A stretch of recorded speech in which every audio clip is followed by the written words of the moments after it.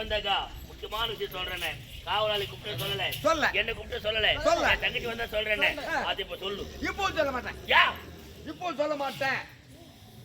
என்னவோ நடக்குதுன்னு தெரியல. சரி விடு, இப்ப சொல்ல மாட்டேன். எப்ப சொல்லுவேன்? என்னுடைய மகள் ஒரே ஒரு மகள், ஒரு பெற்ற மகள் ஆனந்தி. ஆனந்தி வர வேண்டும். ஆனந்தி வந்தால் நாம் அனைவரும் ஒன்றாக இருப்போம். அந்த நேரத்தில் அந்த ஆனந்தமான செய்தி நான் சொல்றேன். இளவரசி வந்தால் அப்போ சொல்றேன். இவ்வளவுதான். நான் கூட்டு வரேன். இப்போ அழைத்து வாங்க.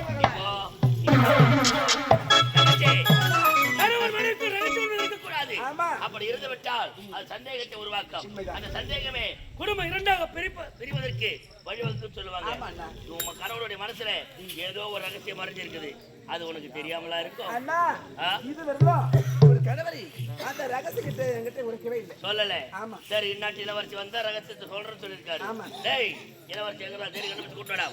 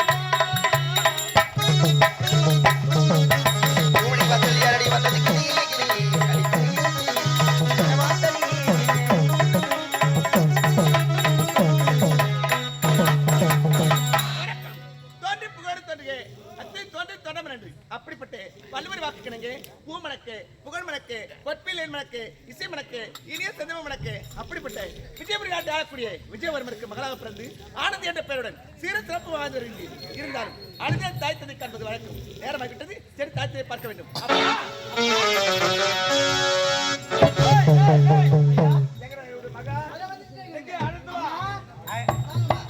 நீங்க சொன்ன மாதிரி ஆட்சி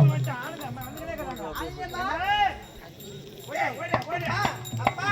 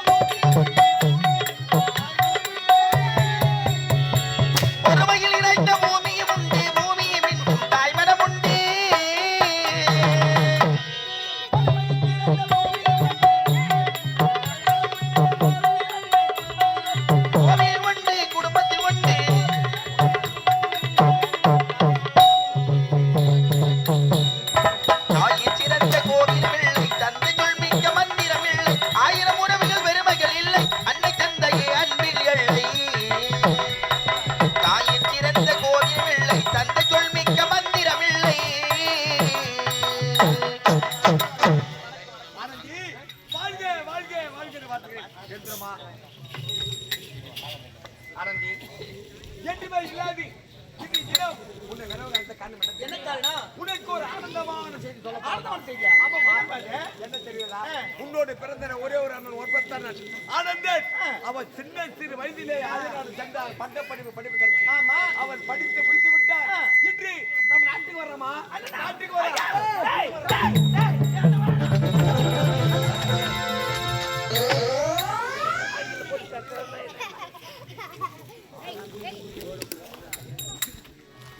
ஒரு பொருள்ன்றதே இல்லையா? என்னடா இன்னாக்கா இருந்தாலும் அண்ணா வர்றாருனாக்கா இனிமே வாரியாச்சுக்கிட்டு பறக்குதா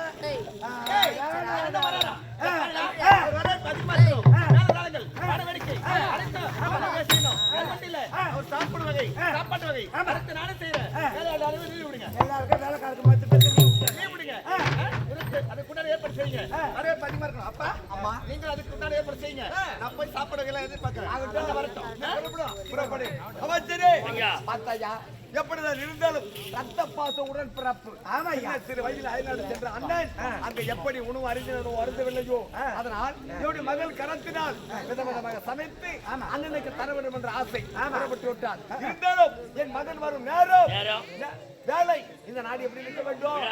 விழா குலத்தோடு இருக்க வேண்டும். இவ்வளவுதான் ஐயா. அனைத்து ஏற்பாடு என்னை சார்ந்தது. ஆ. நான் செய்து முடிக்கிறேன். நீங்க புறப்படுங்க.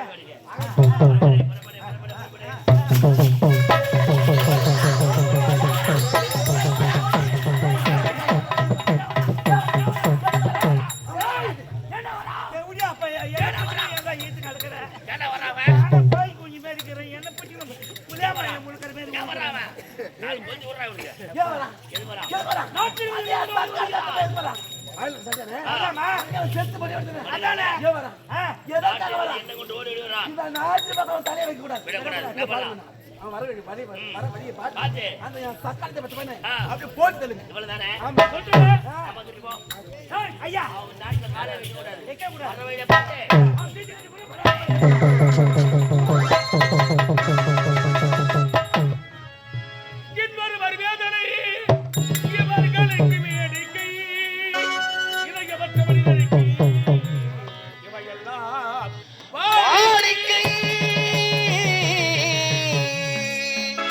எத்தனை பெரிய மனிதனுக்கு எத்தனை பெரிய மனிதருக்கு எத்தனை சிறிய மனம் இருக்கு. எத்தனை பெரிய மனிதனுக்கு எத்தனை பெரிய மனிதனுக்கு எத்தனை பெரிய அறிவு எத்தனை பெரிய மனிதருக்கு எத்தனை சிறிய மனம் இருக்கு. எத்தனை சிறிய மரவக்கு எத்தனை சிறிய மரவக்கு எத்தனை பெரிய அறிவு இருக்கு. எத்தனை பெரிய மனிதருக்கு எத்தனை சிறிய மனம் இருக்கு.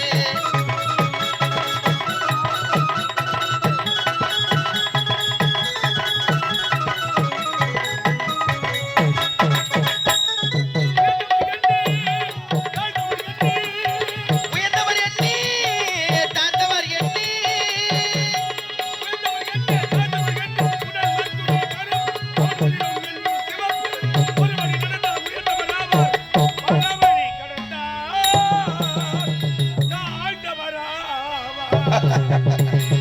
எத்தனை பெரிய மனிதருக்கு எத்தனை சிறிய மனம் இருக்கு.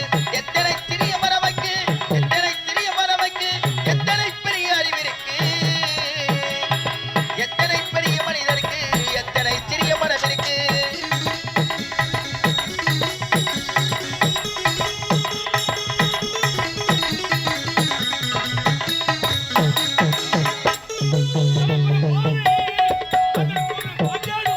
தனக்கொரு பாதை அதற்கொரு பயனோ.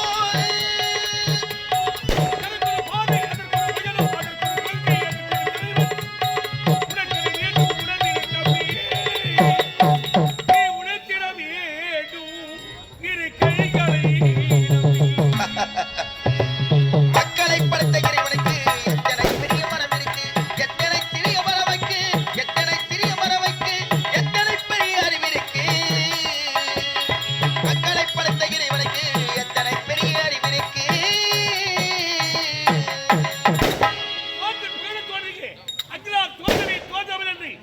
வல்லவரின் வாய்மனை தெல்லவனை பருகுகின்றேன்.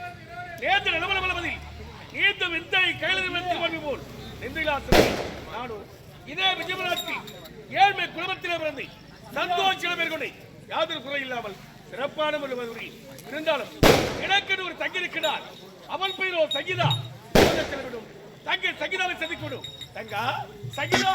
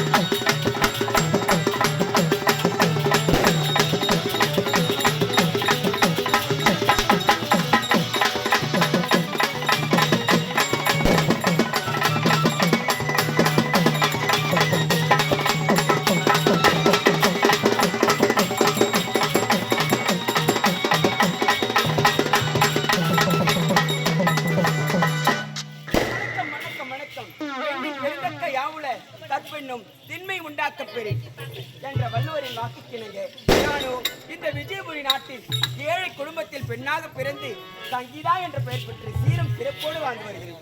இப்பொழுது சென்று என் அண்ணனை பார்க்க வேண்டும். அண்ணா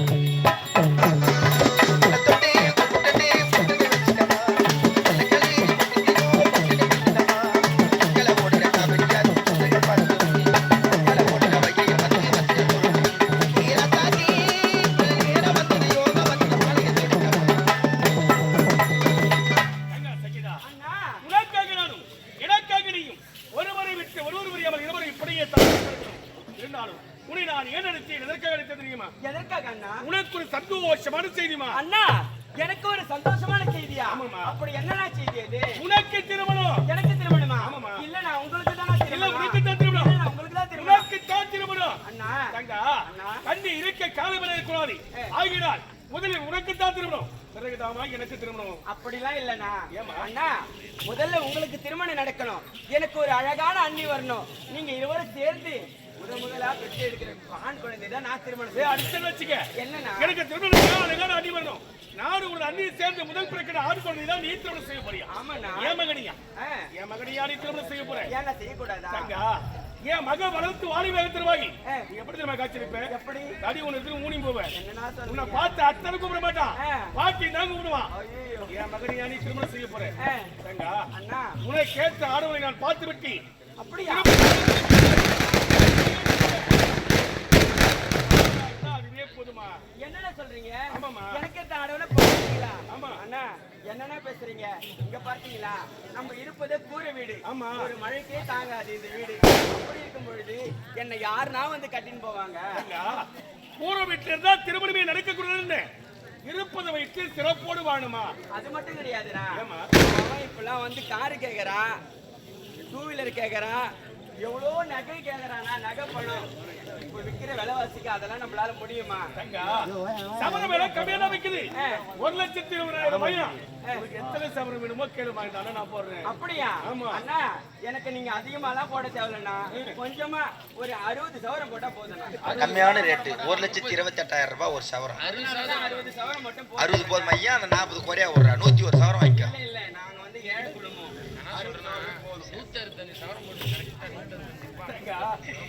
உனக்கு 60 சவரம் என்ன? எத்தனை சவரம் கேட்டாலும் நிச்சயமா நான் போடுவோமா? அப்படிங்களா? ஆமா. சரிண்ணா. தங்கா அண்ணா உனக்கேற்ற ஆடவரை பார்த்து விட்டு உனக்கு யார் தெரியுமா? யாருண்ணா? உனக்கு நம்முடைய அத்தமகன் சேகருக்கு தான் திருமணம். எனக்கும் நம்ம அத்தை மகன் சேகருக்கு திருமணமா? ஆமாமா. என்னண்ணா சொல்றீங்க? அண்ணா அவருக்காகவே பிறந்தவழி, ஆமா. உனக்காகவே பிறந்தவர். ஆகினால் நம்முடைய அத்தமகன் சேகருக்கும் உனக்கு தான் திருமணம். அப்படியா? திருமணம் நாளும் குறிப்பிச்சிருமா? அப்படியா? ஆமா. சரிண்ணா. திருமணத்துக்கு தயாரா இருந்தாலே போதும். தங்கா அண்ணா மாலை இட்டு மனமுடிக்கே திருமண நாள் வரவில்லை என்று ஏறில்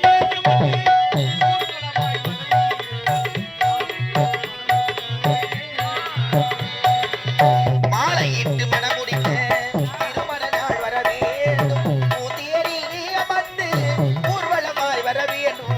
மாலையிட்டு மணமுடிக்க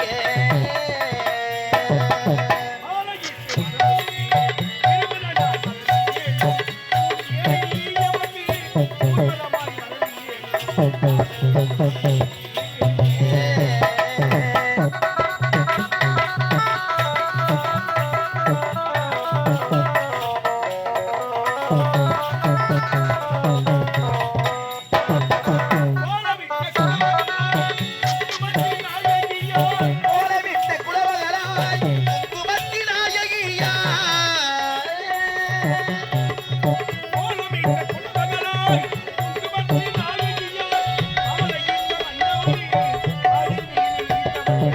மாலையிட்ட மன்னவனில் மடி மீது நீத்தவள்.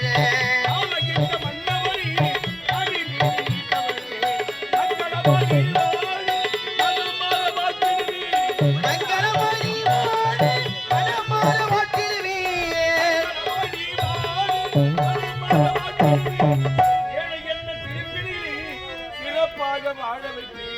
மாலையிட்டு மனம் முடிக்க திருமண நாள் வர வேண்டும்.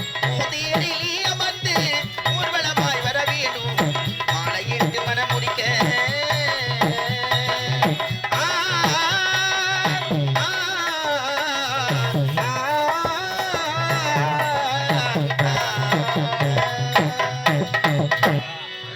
நாங்கள் வரை இப்படியே சந்தோஷமாக பேசிக் கொண்டிருந்தால்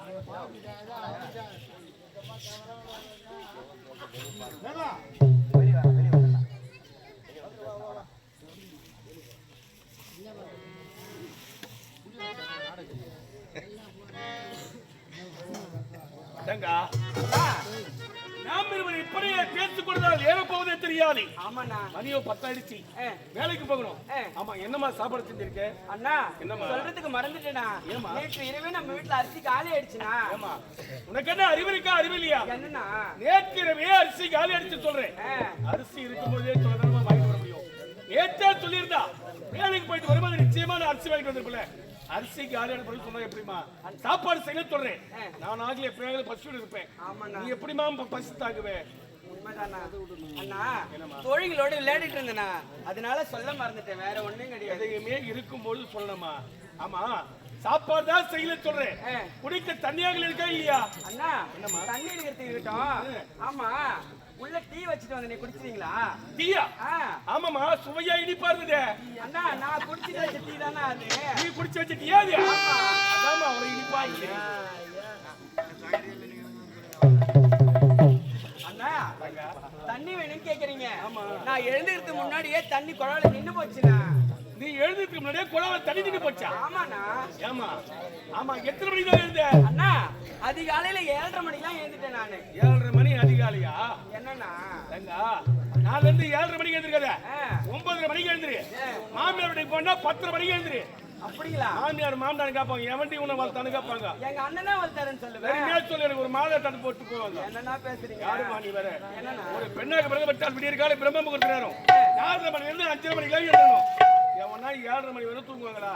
சரிண்ணா, நான் இதுக்கப்புறம் சீக்கிரமா எழுந்திருக்கேன். சரி, குடிக்க தண்ணி விடையிலன்னு சொல்றேன். குளக்கரைக்கு சென்று சீக்கிரமா தண்ணி கொண்டு வா. ஆனா ஒண்ணு, குளக்கரைக்கு போகும்போது கீழே குனிஞ்ச தலை நிமிராம போகணும். அப்படியா? ஏன் தெரியுமா? காலம் கெட்டு போச்சுமா. யார் விட்டு போற எப்ப மறுவா எப்ப தலைமை நான் பாத்துட்டு இருக்கான். ஆகினால் கீழே குனிஞ்ச தலை நிமிராம போயிட்டு சீக்கிரமா தண்ணி கொண்டு வா. உனக்காக இப்பொழுது நான் வேலைக்கு போயிட்டு வரும்போது நிச்சயமா அரிசி வாங்கிட்டு வரேன்.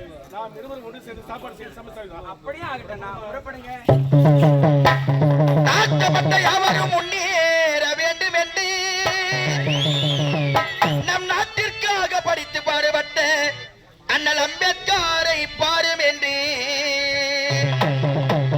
நம் நாட்டிற்காக படித்து பாடுபட்ட அண்ணல் அம்பேத்கரை பாரும் என்று அண்ணா அண்ணா அம்பேத்கரை பாரனா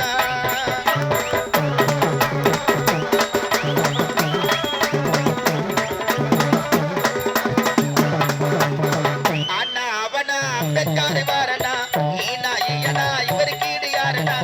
அண்ணா அவனா அம்பேத்கரை பாரனா ஈனா ஈயனா இவருக்கு இது யாருனா? அண்ணா ஏவனா அண்ணா ஏவனா அண்ணா அவனா அம்பேத்கரை பாரனா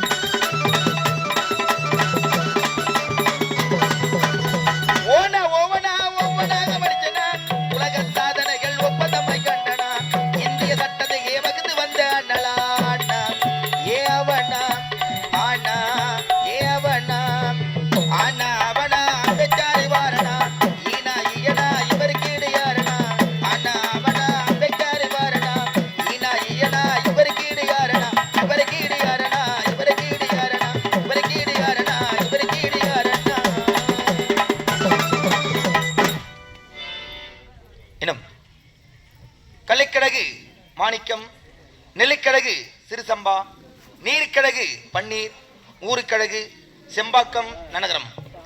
இன்னும் செம்பாக்கம் நகரத்திலே முனீஸ்வரன் ஆலய திருவிழா அதி விமர்சனமாக நடைபெற்று எங்களது காஞ்சிபுரம் மாவட்டம் உத்தரமேறு வட்டம் கட்டியாமந்தல் ஸ்ரீ இனியா நாடகத்தை வரவழைத்து அறுசுவை உணவளித்து நல்ல முறையிலே பூத்தந்த புதுவாழ்வு அல்லது ஆரவள்ளியின் சூழ்ச்சி எனும் நாவல் நாடகம் சிறப்பான முறையில் நடைபெற்றுக் கொண்டிருக்கின்றன. இந்த நிதான வேளையிலே கிராமம், மணியம், பிரதனம், நாட்டாண்மதாரர், காவல்துறை, கவுன்சிலர், ஊராட்சி மன்ற தலைவர், ஊராட்சி மன்ற துணைத் தலைவர், வார்டு மெம்பர்கள், மகளிர் குழு, ஆடவர் குழு, இளைஞர், நற்பணி மன்றம், கிராம பொதுமக்கள் மற்றும் விழா குழுவினர் அனைவரும் ஒன்றாக இணைந்து கொடுக்கப்பட்ட சொர்ண காணிக்கை 201 சுபஜெயம். அது மட்டுமல்லாது தனம் பெறலாம், தானியம் பெறலாம், குணம் பெறலாம், குபேர சம்பத்தம் பெறலாம். ஆனால் கொடுக்க வேண்டும் என்ற மனம் படைத்திருக்க வேண்டும். அத்தகைய மனம் படைத்த இதே செம்பாக்கம் நகரத்தைச் சேர்ந்த இன்னும் துரைவளவன் துணை செயலாளர், மாவட்ட துணை செயலாளர், இன்னும் மாவட்ட துணை செயலாளர் ஐயா துரைவளவன், என்று சொல்லக்கூடிய கலையன்பர் அடியன் என்னை பாராட்டி 101 ரூபாய் அன்பளிப்பு அளித்துள்ளார். அன்னார் அவர்களுக்கு மனமார்ந்த நன்றியை தெரிவித்துக் கொள்கிறோம். அது மட்டுமல்லாது இன்னும் கிளை செயலாளர் ஐயா இன்னும் மாரி, இதே செம்பாக்கம் நகரத்தைச் சேர்ந்த ஐயா மாரி என்று சொல்லக்கூடிய கலையன்பர் அடியனை பாராட்டி 101 ரூபாய் அன்பளிப்பு அளித்துள்ளார். அன்பளிப்பு அளித்த உள்ளங்களுக்கு எங்களது கலைக்குழுவின் சார்பாக மனமார்ந்த நன்றியை தெரிவித்துக் கொண்டு நாடகத்தை துவக்குகின்றோம். நன்றி, வணக்கம். நாடகம் துவக்கம்.